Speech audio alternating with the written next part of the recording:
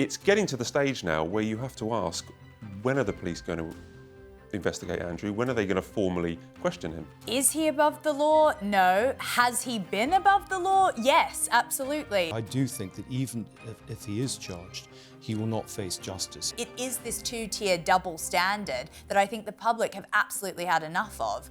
End of the monarchy? I mean, I don't think so, but it puts a big stain on King Charles's legacy, that's for sure. It's not the end of the monarchy, but I think it is the end of the all-star monarchy. Sarah has disappeared. Well, she's been in the Middle East and she's been running around various people there with her begging bowl. Meghan is literally the biggest paparazzi in those children's lives. She really is. She's constantly snapping away.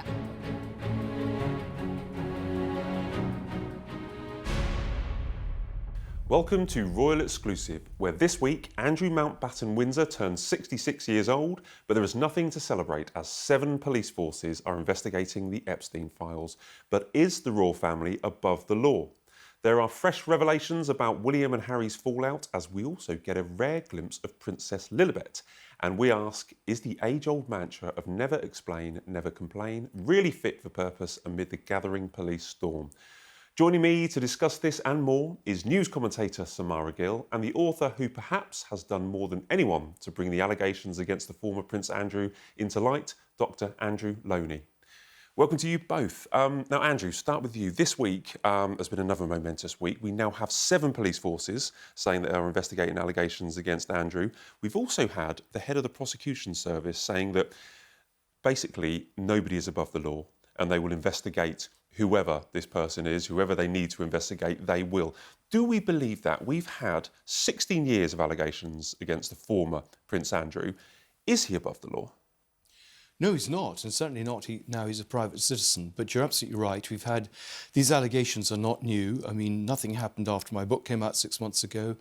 We've had news stories going back 15 years with a whole series of allegations against him. And I certainly put in questions under the Freedom of Information Act to the police, asking if they had indeed even investigated Andrew, and they refused to answer. So this is a very welcome stage.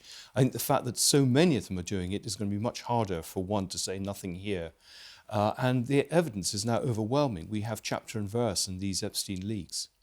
We've had, as I say, 7 police forces. There's a kind of national task force, Samara, that's coordinating it all. But the most interesting one is the front page of The Sun today as we film. It's about Essex Police, who are investigating the flights, that are these so-called Epstein-Lolita Express flights, where we understand 90 flights landed at Stansted Airport, ferrying women, trafficked women into the UK, and at least one of them, according to the Epstein files, is linked to Andrew. It's getting to the stage now where you have to ask, when are the police going to investigate Andrew? When are they going to formally question him? I mean, is he above the law? No. Has he been above the law? Yes, absolutely. I think he's been able to absolutely glide by and under the radar for years. And I mean, when I read Andrew's book, I was just absolutely baffled by how he was able to get away with so much of the behaviour that he committed. And you start to think, wow, it's taken the front page of every single newspaper in the country for weeks and months, and then the release of the Epstein files for this to even happen. So you do start to get your back up a little bit about how much Andrew's been able to get away with, and just now the police stepping in. I think it's too little too late. Do you think there are any obstacles, Andrew, into formally interviewing or questioning Andrew Mountbatten-Windsor?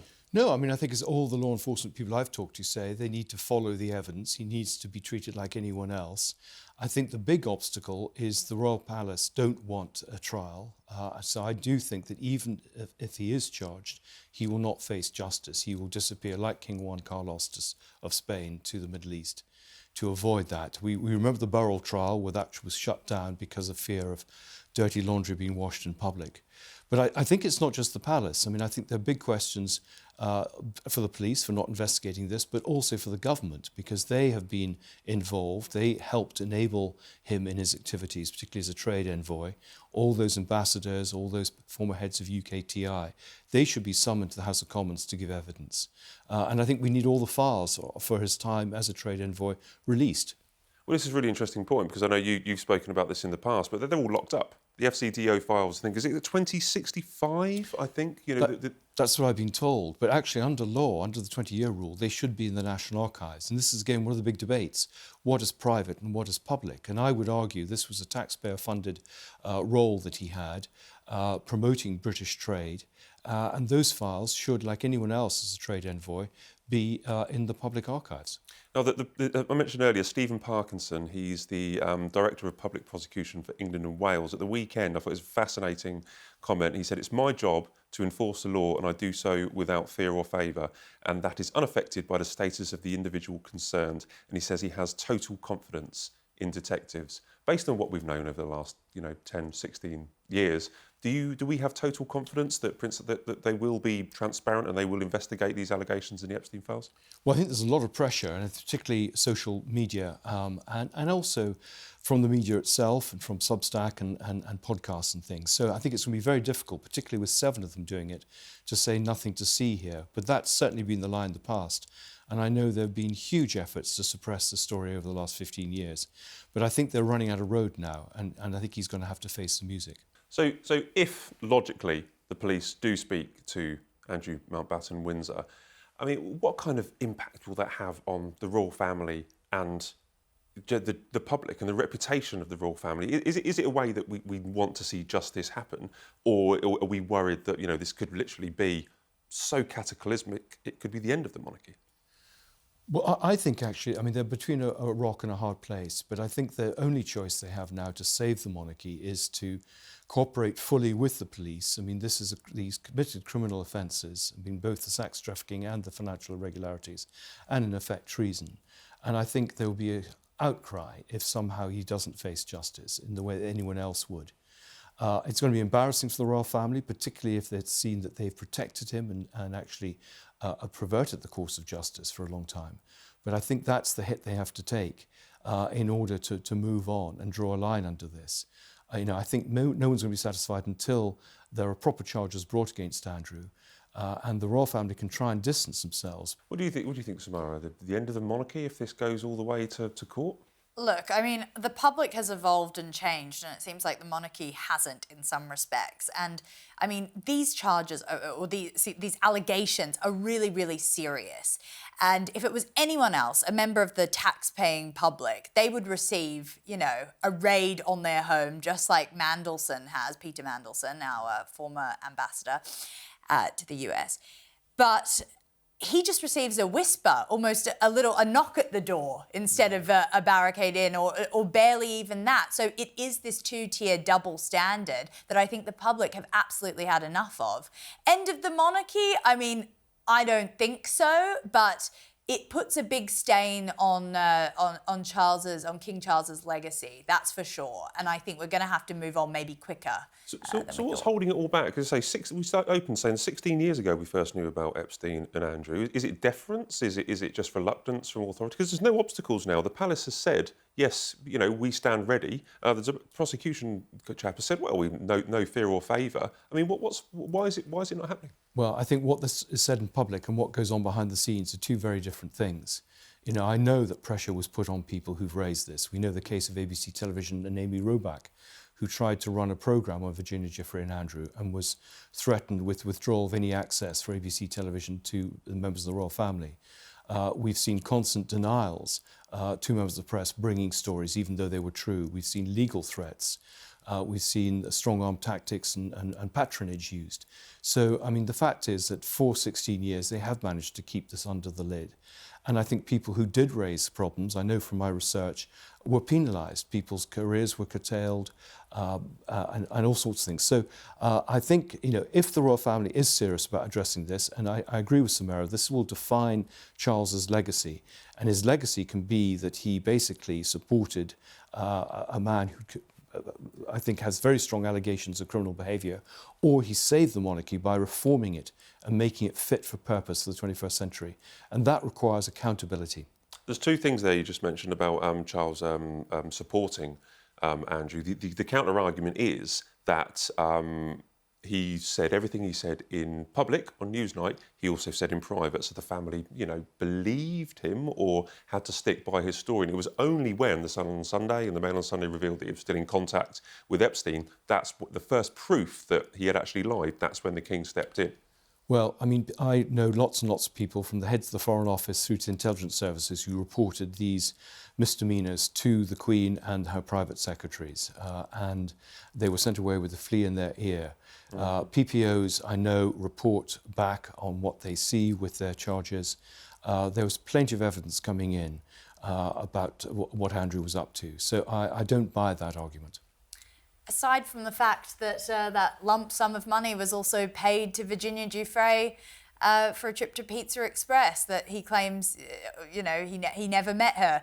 And that's just a weird change of events that he wanted to put on Newsnight. So I think it is really interesting how he's been able to skate by. And I agree. I mean, he went from sort of this oddball uncle, oh, no one wants to deal with Andrew, he's a weirdo, to now some really serious national security threats that have come out or that he might have inflicted upon the country that have come out in these emails, things about potential Russian links, giving information over to foreign powers when he shouldn't have. I mean, this is serious stuff. There's too much now out in the public, out in these files, and that is allegations out in the public for any individual not to be questioned. That's the point, isn't it? And I think Samara's right. This is a national security issue as well. I mean, the most vulnerable point into the British establishment is through the royal family, and that's because they have no oversight at all. So if you just need to find two greedy royals like Sarah Ferguson and Andrew, then you have access to a whole raft of people. And I think that's the worrying thing, that's something they're going to have to address. Now, we've reiterated or stated a lot of the allegations. Sometimes we suggested it might be fact. There's still allegations at the moment against Andrew. And we often say on the show that he continues to deny any wrongdoing and all allegations. And we say that, he does continue to deny the allegations. That's our understanding. But he hasn't for a while.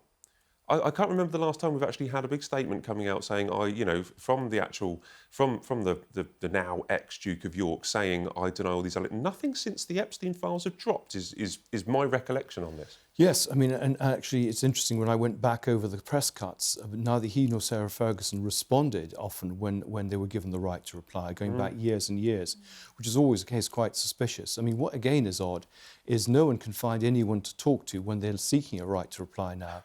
And yet there seem to be an awful lot of stories that have been floated in the press through clearly sources close to the prince, putting out various things. His daughters are innocent, they've stopped eating or they've stopped talking to him, whatever. Where's all this stuff coming from if he has no press spokesman?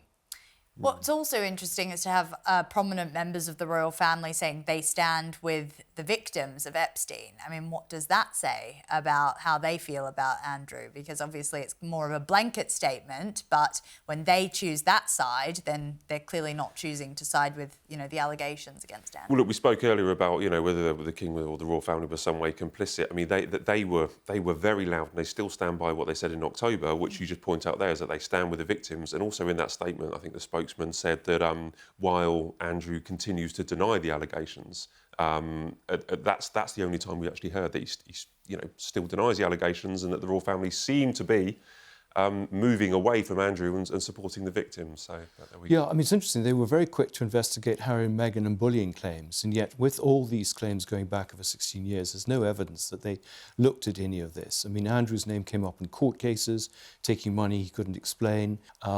We've had a series of scandals where they've been caught being paid for things which they can't account for as brand ambassadors. And at no point has the palace, it seems, decided this was important enough to look into. I guess they didn't. To play devil's advocate, I mean, those emails, we've only just had access to a lot of Andrew and Fergie's private communications. So I think it's right what you say as well, Matt, about, we don't exactly know how much they knew and what they didn't know, but you're right, there's pretty compelling evidence to suggest that it wasn't exactly what Andrew said. It's not going to end with Andrew. Is he a firewall once they, I said last week, maybe the royal family will just sacrifice Prince Andrew and they move on. Does it infect the rest of the royal family? Yes, it does, because I think if it's been seen that he's been protected, I mean, we know that the Queen protected him. The big question now is, did King Charles? And I mean, there are a series of questions put by the BBC to Buckingham Palace, I think yesterday, which they refused to answer. I mean, quite legitimate questions. Was Charles involved in the negotiations over the settlement, for example? So I think if it hits Prince Charles, it's not the end of the monarchy, but it is, I think, the end of King Charles's reign. I don't think William is involved with this at all, and I think that's the opportunity to have a clean sweep. But he has to be involved. I mean, he's his brother. He was the heir to the throne. What's wrong with Charles getting involved in sorting Andrew's mess out? Well, nothing wrong, but just admit it. Before we move on, you mentioned there about the late Queen. There has been quite a lot of chat in the past about it was kind of on her watch. My view on this is there's enough bad guys and girls in here. We've got Jeffrey Epstein, we've got Ghislaine Maxwell, we've got Prince Andrew. Where do you stand on Queen Elizabeth II? Because as I say, I think we've got enough bad people and I don't want to keep dragging her into it. But what's your view? Well, I mean, I was vilified when I said that the Queen had protected him. That was the evidence I found. I have no agenda here except to try and tell the truth about what happened. And I think, people were shocked. They didn't realise that sometimes she put her own family ahead of the monarchy. But I think even now, people are coming out very openly and talking about how the Queen protected him. There have even been stories leaked by the palace to papers trying to put the blame on the Queen.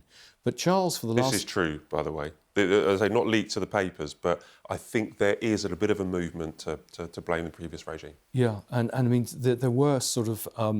there have been stories about the Queen for a long time.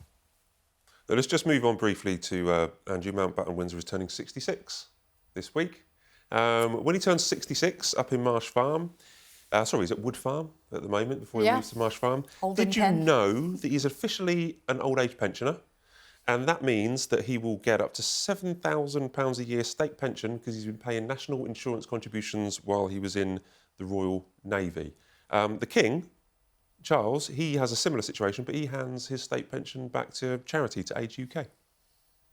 Well, he's inordinately more wealthy than I'm told than Andy's Andrew. skint, by the way. Yeah, this is what we're told. He hasn't got any money. But should he hand back this state pension to the state or to a charity?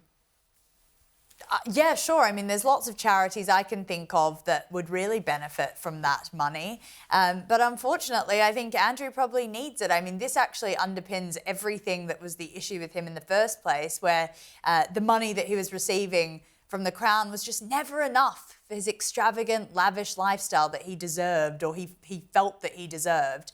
So I think it's going to be really interesting to see how he's going to go without any of that help, without any of that assistance. I mean, even in your article I read, there's been dry cleaners sort of spotted outside his residence. Get rid of his dirty laundry. Well, well, quite literally, yeah, exactly. But it makes me think, okay, he's still getting his dry cleaning professionally done. He's still, grasping at what he can off the royal household. So I get pretty cynical, and I don't even think he should receive a pension, to be honest. He's disgraced the United Kingdom. Just before we move on from Andrew onto Sarah Ferguson. She needs the money. She needs some money. This question comes up quite a lot, and it's been raised again, I think, in your part of the world, back in Australia, where it's been suggested that Andrew should be removed from the line of succession, which is probably the last punishment left that the royal family can actually do through through royal protocol. Should he? I think it's so difficult to do. It's very time-consuming. I can't see the purpose. There's no way that he's going to inherit. But coming back to the wealth, I mean, all the research I've done shows that he has put away a tidy sum from all the work he's been doing. He continues to do business in Bahrain. So the line that he's got no money, I just don't buy. I do think that Fergie needs the money because she's kind of spent it and she's in trouble. And they do need to pay her off. Otherwise, she's going to go on Oprah and sell some big book. Well, this is a really interesting point. So Sarah Ferguson has closed down 6 businesses. A lot of them owe money. A lot of them just had £1, for a shareholder. We don't know where she is. We've been trying to find Sarah for a while. She appears to be she's in hiding. And I do have... she should be... If Andrew's going to be questioned, then why isn't Sarah? Because she appears to be implicated in these Epstein files. She's not in the royal bubble anymore. She doesn't live with a royal. She's lost her Duchess of York title. What happens to Sarah? Well, it's a big question. I agree. I think she is a material witness. I mean, there are more numbers for her in Epstein's black book than Andrew. She was regularly staying there until pretty close to his death. She's gone under the radar. Everyone gets focused on Andrew and Epstein. But she, I think, should certainly be questioned. Sarah Ferguson, I mean, as I say, we haven't seen her for, I think, 2 months, and even that was at the christening for Athena, where we managed to get a picture of her in the back of a car. We haven't seen Andrew since he moved up to Wood Farm. Before, we'd often see them out and about, see Andrew riding. They can hide if they want to, but Sarah has disappeared. Well, she's been in the Middle East. She's been in Doha. I mean, she's been seen there. I mean, that's clearly where she sees her future. And she's been running around various people there with her begging bowl. What is her future? Just quickly, Sarah, you two, what do you expect from Sarah in the coming years? I completely agree with Andrew, and I've been saying it for a long time as well, that she will absolutely be selling herself to the highest bidder in regards for stories. She knows where the bodies are buried, so to speak. She knows where the skeletons are in the closet, and she can absolutely expose them if she wants to, and if she's feeling vulnerable and broke, essentially. I mean, she is almost homeless at this point. She was cut out of, obviously, Royal Lodge. She's no longer there. She can't live with Andrew. She can live with her socially mountaineering daughters because they've got wealthy husbands. That's probably her last bet. But you're right. I think the Middle East is probably where she feels comfy, cozy, almost like a Lindsay Lohan trajectory, where she also went off to Dubai in the Middle East when she just felt like the Western media was giving her hell. So I think that's kind of what's happening there, and it's almost something that you could have predicted 15 years ago. But the stock is so low after these Epstein files. Would anyone buy her story? Would anyone? Yes, she's so discredited? I think people do buy these stories. I mean, they buy them out of curiosity. I mean, there's always going to be a publisher and a news agency who will buy them. I think the interesting question is, I mean, she sold the house in Belgravia for $4 million just the other day. Even if this is money from a divorce settlement that was meant to go back to the kids, then there is some money there. And so I don't think she's quite on her uppers in the way we think. The interesting question is, why did she sell that house? When the market was going down, this was before the whole scandal broke. What was that all about? You reminded me before we started filming that you've not been on this show, I think, for just over a year. But when you did come on, it was about 6 months before your book was published. And you did kind of warn that there would be some really shocking things coming. There will be some huge headlines and massive drama. And I remember kind of saying to you, really, is it going to get that bad? Are you surprised, or are you not shocked in the way that it's turned out for Andrew and Sarah? No, I named her as my villain of the year for 2025, and I was vilified again for it. But no, I'm gratified that these leaks have backed up all the research that I did. My sources were good.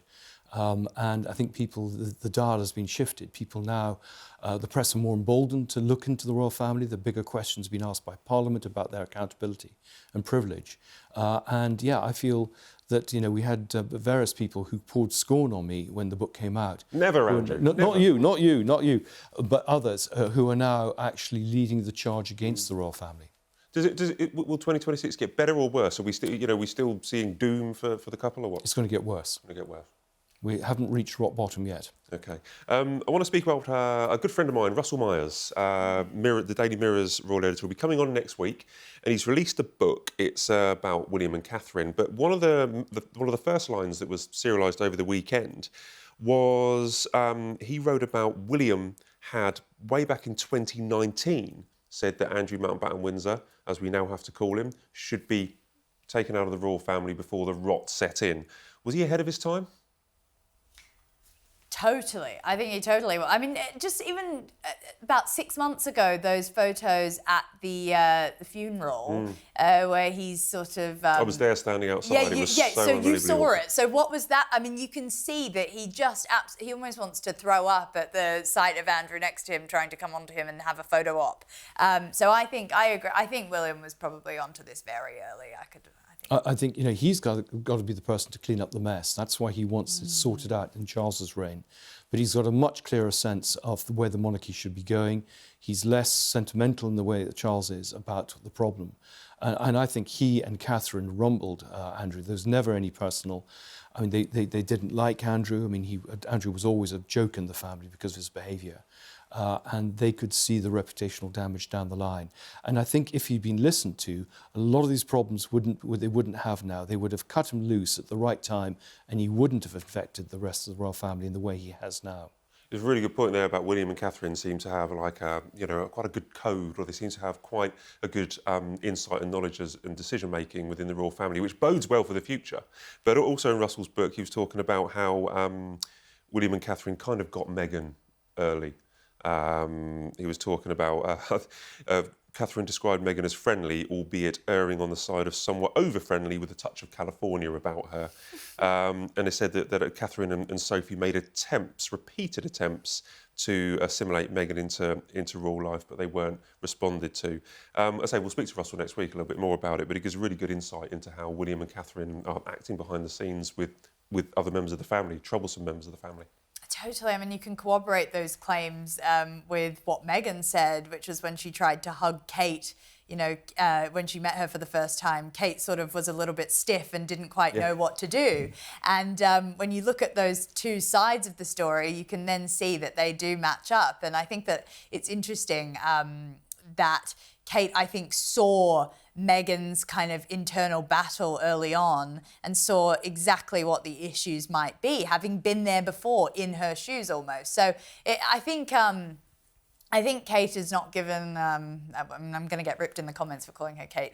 Catherine is not given enough credit for how she is the force behind William, and I think she really does help him, and they really confide in each other and have this power couple that it will be the force for the royal family in the future. And as Andrew said, I mean, coming out of this, William, I think, will be stronger than ever. They're vital as well. Yes, the pair of them are vital now.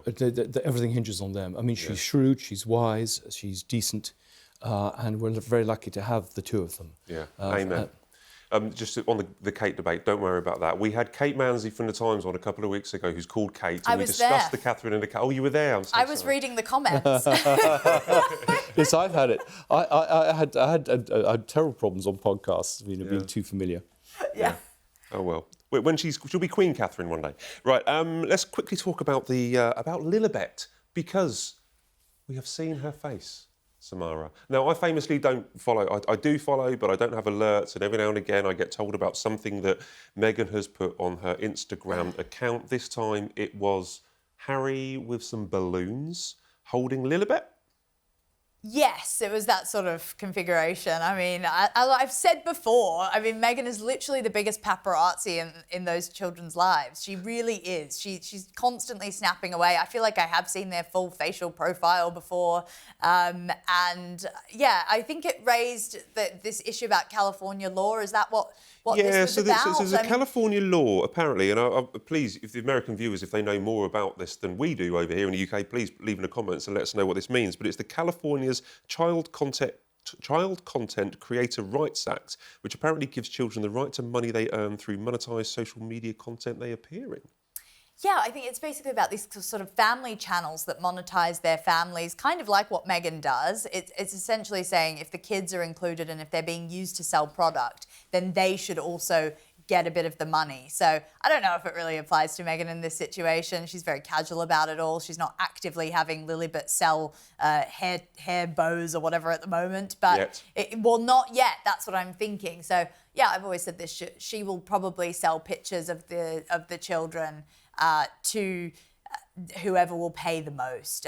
I'm not sure if you would say the same, Andrew, but yeah, I mean, it's an interesting turn of events where she's just goading us with like a couple, it's very just snippets of the children. I thought it was quite pleasant. When I did get round to watching the optimist. I just thought it was quite pleasant. She looks like an adorable little girl, doesn't she?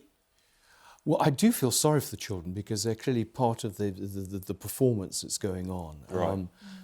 And, clearly they're very young now, but it must be very odd. I mean, I don't know. I mean, I think there are quite strict rules about showing children on screen, aren't there? I mean, I know certainly when I'm interviewed that they take down family photographs from when they do me at home. But it does seem very cynical and manipulative, the way she's operating. I like this because I feel very naive about this. I'm just told that she's... You're a nice person. Yeah, not like us. You didn't realise all the meaning behind it. All I'll say is that she showed it's the sort of Meghan doctrine. She shows a photo of the kids or some sort of snippet like that, and then she tries to sell a product. If you actually look, there's a chain that she uses, and I think it is a little bit craven. Well, they are campaigning quite heavily on social media and about bullying and social media. They've been working with parents in America, and I think there's a law recently that was passed that they've been celebrating. So they have been operating a lot in the social media sphere. So you'd imagine they know what they're doing and what they're thinking when they're posting pictures of their children online. Yeah, I mean, there was a pretty interesting video of Harry that came out about that where he was sympathising with the parents.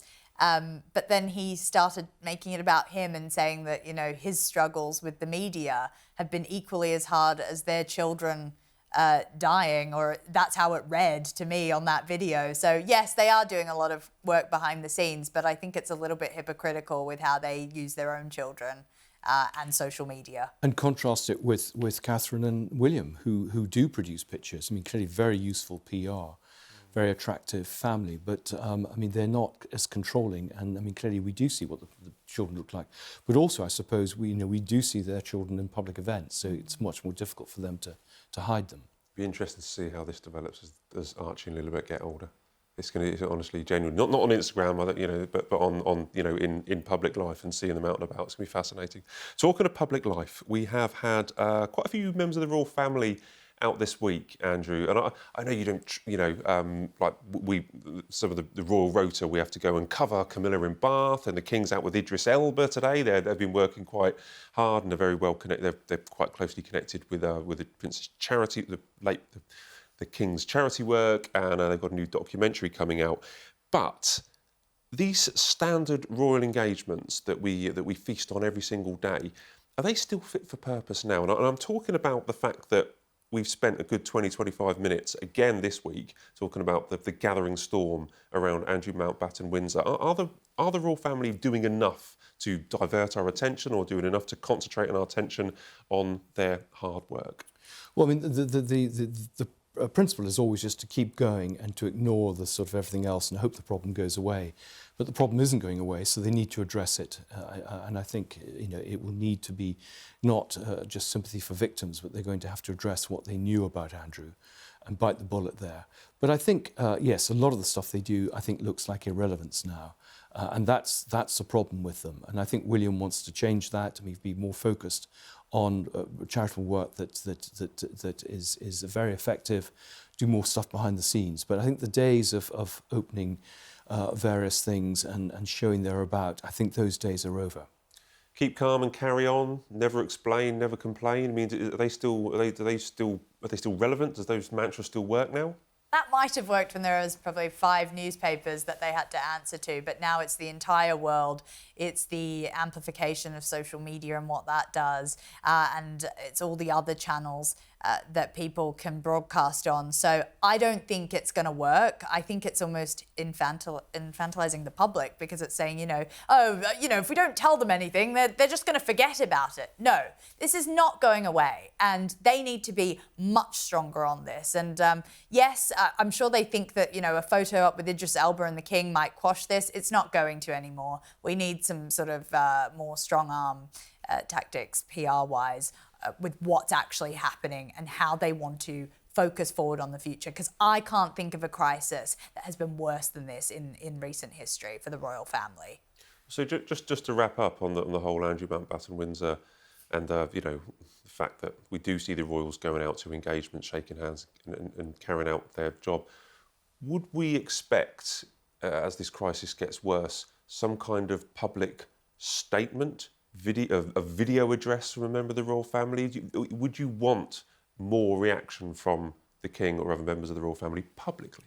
Yes, I mean, honesty is the best policy. I think what we're going to see is leaks to particular newspapers with their views on things, what they're doing. They are cooperating, people are having been forced to talk or whatever it is. I think that's the way they'll do it. It'll be, again, done behind the scenes, but at least it will send the message out that they are taking this seriously, which I don't think they have until now. Samara?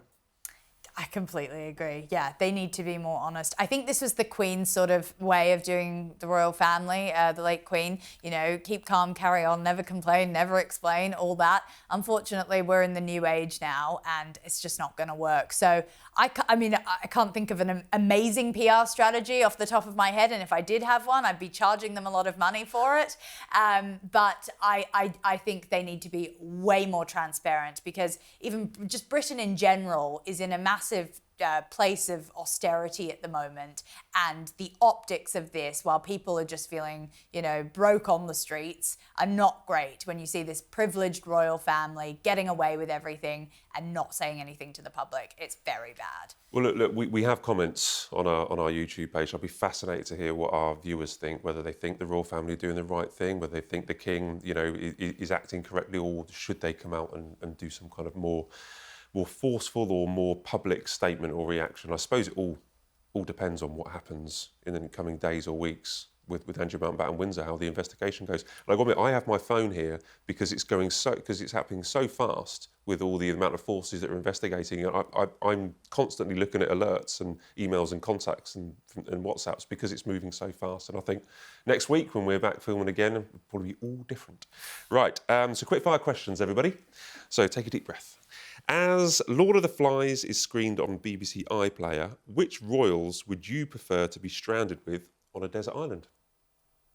Oh, well, I'll take the kids, you know, Charlotte, Louis, and George. I would like to be stranded with them. They seem like a fun time, especially Louis. I think we just like enjoy traipsing around, going full sort of Huckabee Finn on them. So yeah, that's how I would see it. I'd like to be with Catherine. I think she's a bit of a cipher, but I think she's a very intriguing, interesting person. And I mean, this was the whole future of the monarchy.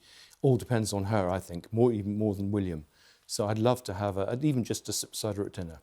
Wow, see, I was thinking survival. I was thinking of like the likes of Mike Tyndall and Princess Anne. I was wanting them to build shelters and rafts. Oh and yeah, stuff Anne like would be actually so helpful. She'd be sort of like commanding everything. I'd just probably sit back and relax. I think Catherine is the Laura Croft of the royal family. I think she does all these things anyway.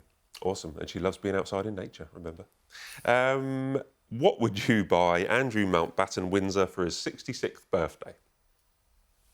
Andrew, I mean, you've probably thought about this. No, I haven't. What have you sent Andrew Mountbatten-Windsor? I'd like a tape recorder. I'd send him a tape recorder in a stamped address envelope. And what would you want him to say in it? I want him to tell us really what happened and how he feels about everything now, and the real story, the real Newsnight interview. I can't think of what I would give him. I mean, genuinely, I'd probably just give him a stack of Sun newspapers and be like, hey, maybe you've got some reading you need to catch up on. There's a bit that's been going on while you've been sort of just riding your horses and taking baths probably, and, you know, I mean, I'm sure he's up with it, but he should be reading the Sun. Well, I can't imagine there's too many birthday cards going through his letterbox on Thursday. Chinese ambassador is always a good staple. Right. Right, and finally, the Winter Olympics is underway. But which royal would you send to Milan Cortina to represent Team GB? Well, it's got to be Anne, no? I mean, she's the actual Olympic finalist in the family, but I guess not for skiing. I've seen William and Catherine on the slopes. They've got some pretty good moves. So. Yes, God, that's an interesting one. I'd send Princess Louise. So I was going to say Louise. I think she's been prepared for royal duties, and I think she never puts foot wrong. Be interesting to see her on this, one of her first royal appearances. I mean, Prince Andrew was sent off to the Montreal Olympics in '77, I think, whatever it was, in the '70s, and was a great hit. And I'd be interested to see what happened with her.